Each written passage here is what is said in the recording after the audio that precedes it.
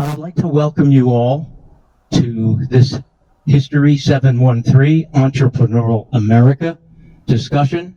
It's a defense of a term research project entitled The Entrepreneurial Roots of the American Aerospace Industry.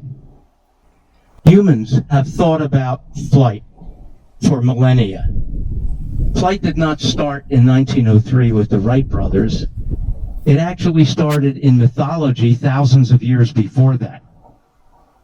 In 500 BC, the Chinese had man-capable lifting kites so that individuals could spy on opposing armies, calculate their movements, and even drop small incendiary devices from the kites onto enemy troops.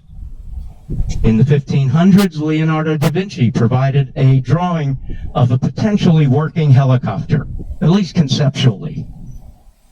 In 1903, after successful balloon flights, manned balloon flights, and even powered dirigible flights, a heavier-than-air aircraft finally left the ground and landed safely with the pilot alive, which had never actually happened before.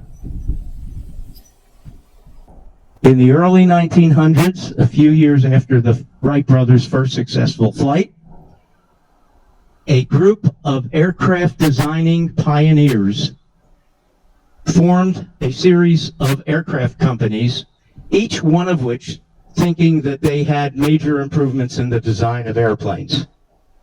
Some of them were technical, some weren't. They all learned from one another, even though they were fierce competitors. And with the advent of World War I, the airplane became a instrument of war that was in high demand.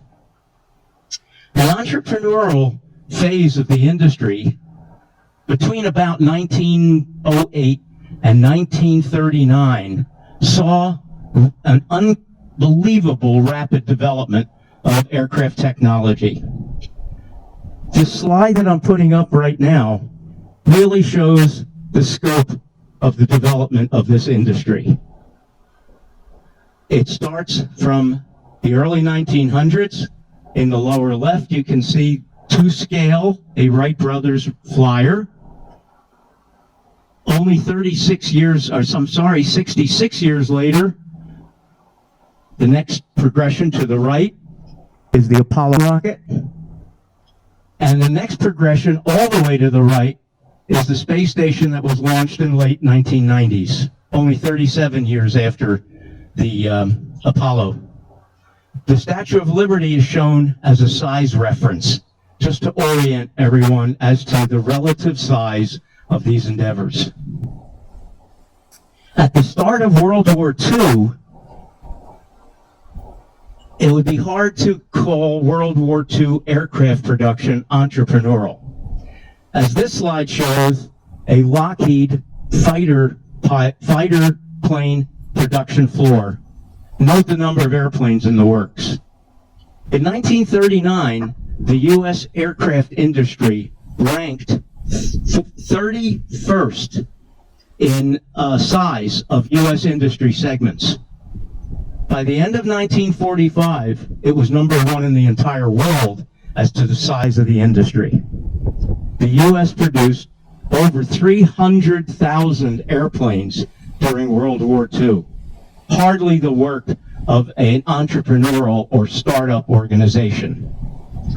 But in the 19-teens and 20s and early 30s, planes were built in groups of one or two. The maximum production in any one year, with the exception of the year we were in World War I, was about 2,000 planes.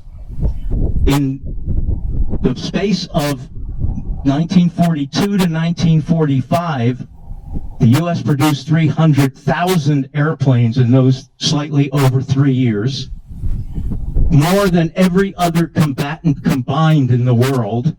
In fact, there were so many planes produced that after March of 1944, they slowed production because there was no place to keep them. They were being produced faster than they were being shot down. The other interesting fact is that translates to a peak production of 290 planes per day. Not per year, per day.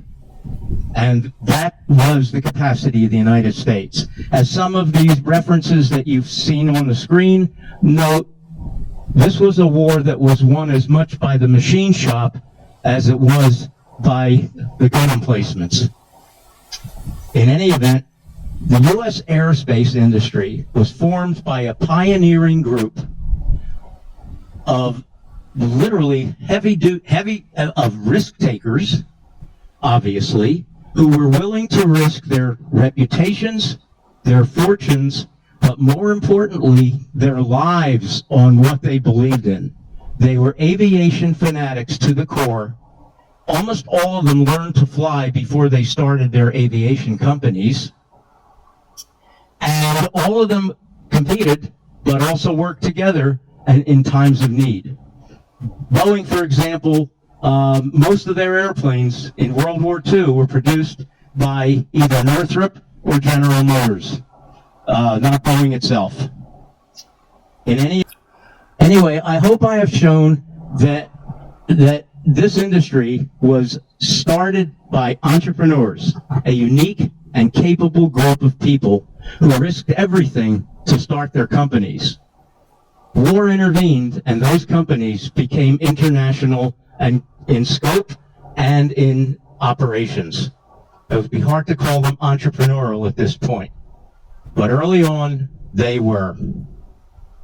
And the interesting thing about this topic is, given the technical nature of the aviation industry, references from aircraft companies, from government websites, from military websites, autobiographies, focused museums are all available digitally to ascertain these facts.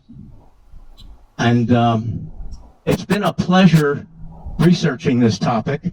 As a retired aerospace engineer myself, with 12 years of experience in the direct experience in the industry and another 40 or so years experience in the technical field, I was very impressed learning the details of these individuals. They're truly unique and truly started a worldwide revolution in technology. And I thank you all for your attention, for listening, and I wish you well.